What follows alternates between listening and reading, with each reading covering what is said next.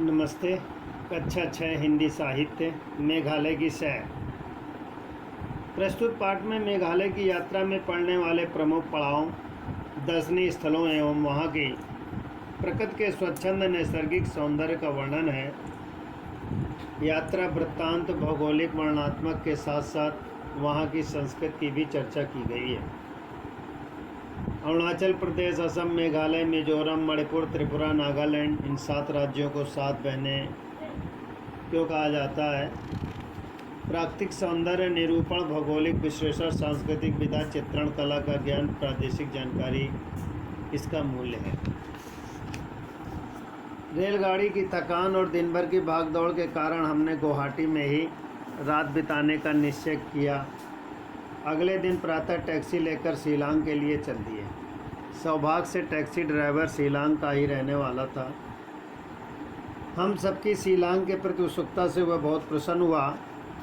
फिर शुरू हुआ सफ़र के साथ साथ बातों का सिलसिला। ड्राइवर ने हमें बताया कि मेघालय राज्य शिलांग के पठार पर बसा है। यहाँ की सबसे ऊंची चोटी शिलांग पीक है, जिसकी ऊंचाई 1965 मीटर है। यहीं पर शिलांग देवता का निवास है। इन्हीं के कारण इस स्थान का नाम शिलांग पड़ा। देव निवास होने के साथ साथ यह स्थान प्राकृतिक रूप से भी काफ़ी सुंदर है। कहा जाता है कि पहले सोपेन बेग के पहाड़ पर पृथ्वी से आकाश तक एक लंबी सुंदर लता थी। देवता इसी के सहारे धरती पर उतरते, खेती करते और घूमते थे। स्कॉटलैंड की पहाड़ियों से समानता के कारण इसे पूर्व का स्कॉटलैंड भी कहते हैं। बच्चे ये सब सुनकर आश्चर्य से भर गए। वे इस कथा पर विश्वास करने के लिए बिल्कुल तैयार नहीं थे। दोनों आपस में तर्क वितर्क करने लगे। हमने इशारा कर बच्चों को चुप कराया। पहाड़ियों के हरे भरे घुमावदार रास्तों पर टैक्सी आगे बढ़ती जा रही थी। ड्राइवर ने फिर कहना शुरू किया, यह कोई कहानी नहीं, सच्चाई है। इन देवताओं में से एक देवता बड़ा ईर्ष्यालु था। एक दिन मौका पाकर उसने सोपेन बेग की लता को काट दिया, जिससे पृथ्वी और स्वर्ग के बीच आने जाने का सदा के लिए रास्ता बंद हो गया। उस समय पृथ्वी पर उतरे देवता यहीं बस गए और उन्हीं से मानव जाति आगे बढ़ी। ये माना जाता है कि आज भी शिलांग देव अपनी संतानों की रक्षा करते हैं। उन्होंने अपनी पुत्री का पाह शिन्यू को धरती पर भेजा।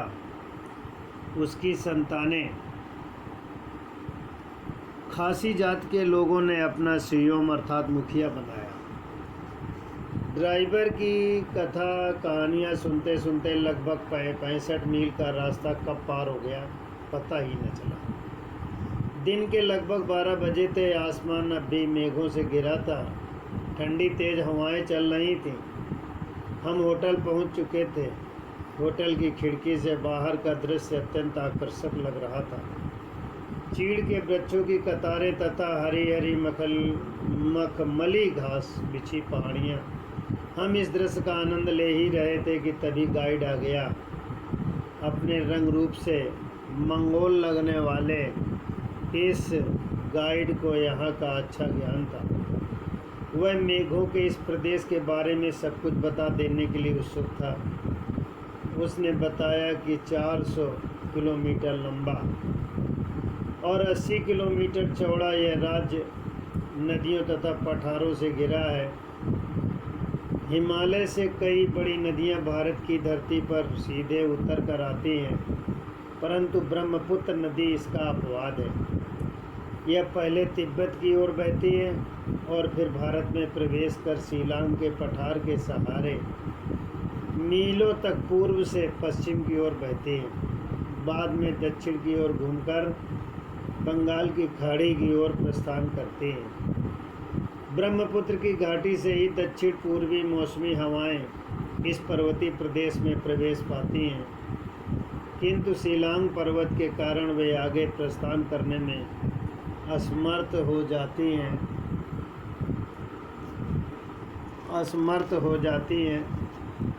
यही कारण है मौसमी हवाओं मेघों को अधिक समय यहाँ निवास करना पड़ता है। इस कारण इस प्रदेश मेघालय कहलाता है। यह जानकारी वास्तव में रुचकर थी। अब बालक शब्दार्थ लिखेंगे। बहुविकल्पी प्रश्न पहला है 1965 खाका है स्प्रेड ईगल गा नोक पान थे।